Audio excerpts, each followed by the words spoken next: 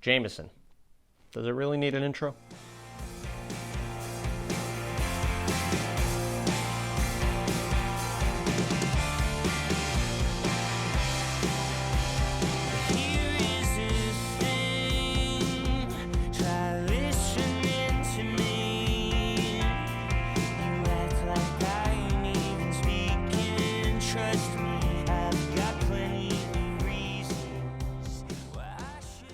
Hey everybody, and welcome back to another episode of With or Without Whiskey.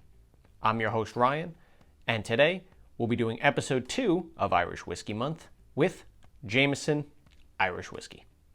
So just like always, I'm going to start with a brief introduction about the whiskey, the distillery, and anything else I could have found. Then we go into the review aspect of the episode.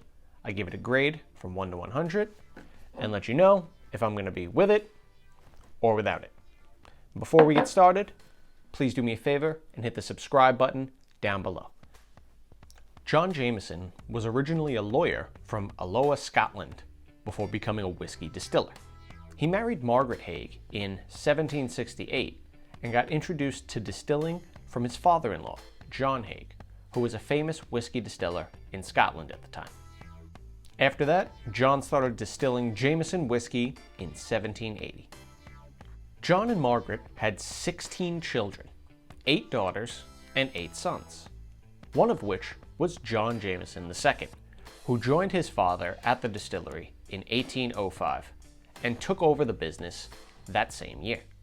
John II ran it for 41 years, then handed it to his son, John Jameson III, and in 1908, the company was formally known as John Jameson & Son Ltd.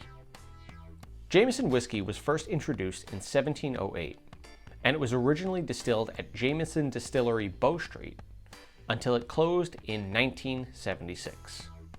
It was moved to the new Middleton Distillery in County Cork due to the formation of Irish Distillers Group in 1966, which was formed by Jameson Distillery, Cork Distillers, and John Powers to try and combat the huge financial hit Irish whiskey had taken due to the temperance movement in Ireland, the Irish War of Independence, and the United States Prohibition. Jameson whiskey is a blended Irish whiskey, blended from single pot still whiskey, made from malted and unmalted barley, and single grain whiskey, made with mostly corn. Both of these whiskeys are triple distilled. Jameson is 80 proof, or 40% ABV. It is a blended whiskey aged a minimum of 4 years in oak casks and costs about $20. All right, let's get into it.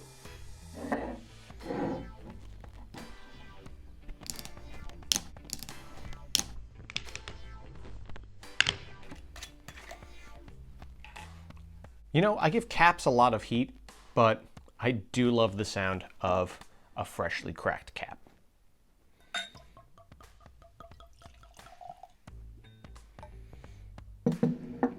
All right, so right off the bat, just take a look at that color. It's a little bit darker than you'll normally get in some Irish whiskeys. It's got like kind of a golden amber tint to it. And I believe that's due to the caramel coloring that's added to the whiskey. All right, let's get right into it. Start with the nose. All right, so right off the bat, I'm getting a lot of floral notes and a very strong metallic scent. I tend to get that in pot still whiskeys more than anything else. It might come from the still, it might be my imagination, but I do usually get that in here. It kind of smells like if you had a handful of pennies. There's a little bit of honey on that. It's kind of got like a buttery smell to it. There's a faint caramel note.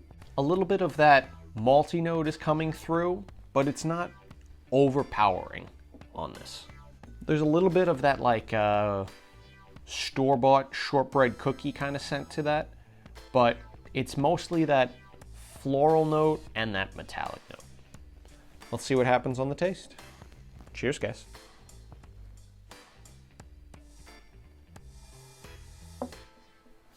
Okay, so on the taste, It's very buttery. It's very creamy on that. It's got a very nice kind of coating mouthfeel. There's a little bit of vanilla in there. I'm still getting that that kind of shortbread cookie kind of taste. And on the tail end, there's a little bit of like that cheap store brand vanilla icing that you get on like cheap cakes or cupcakes. All right, let's try it again.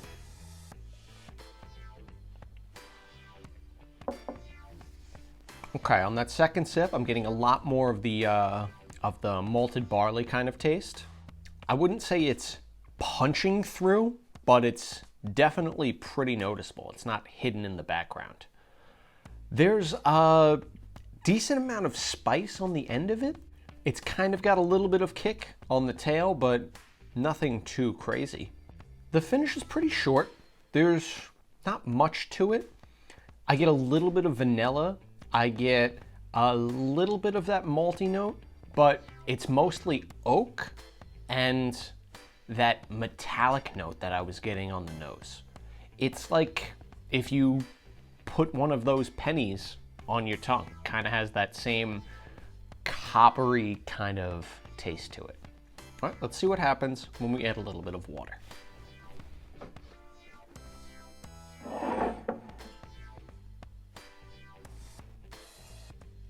One, two.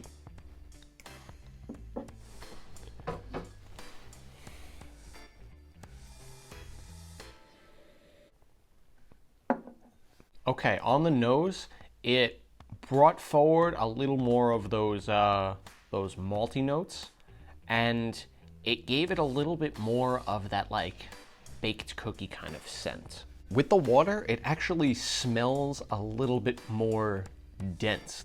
Like it has a heavier scent to it, like a little bit more punch to it. There's some caramel, there's a little bit of oak, and a little bit of honey, but that metallic note is pretty much gone. Let's see what we get on the taste.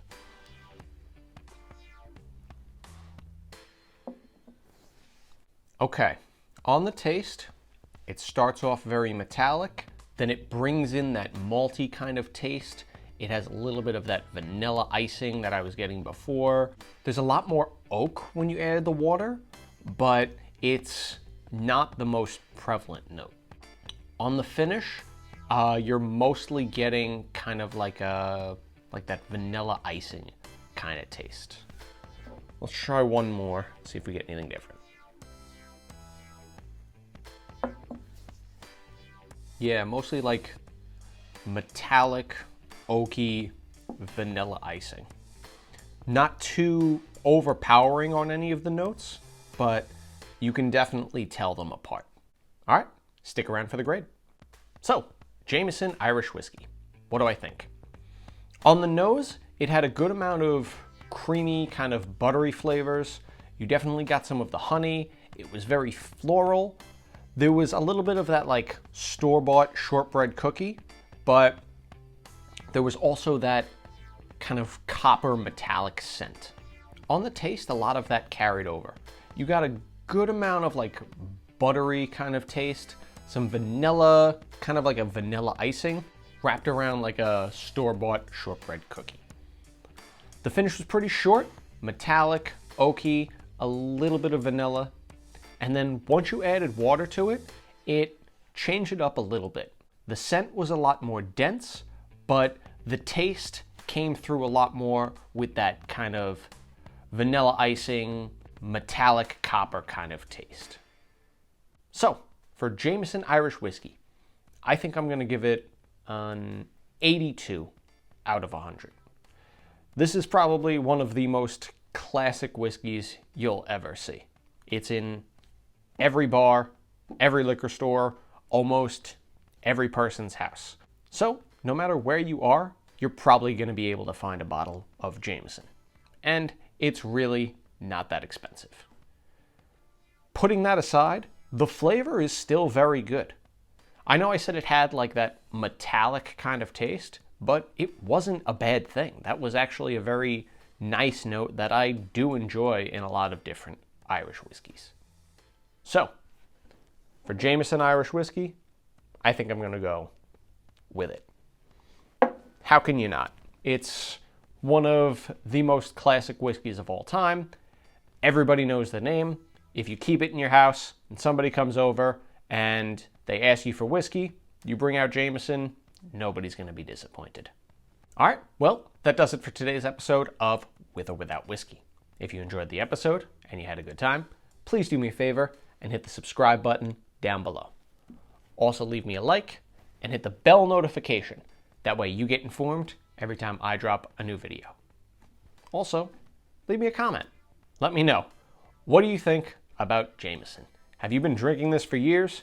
Do you absolutely love it? Are you on the Jameson hype train, or do you not even touch the stuff? I love to hear what you guys have to say. Until next time, stay safe, guys. Take care.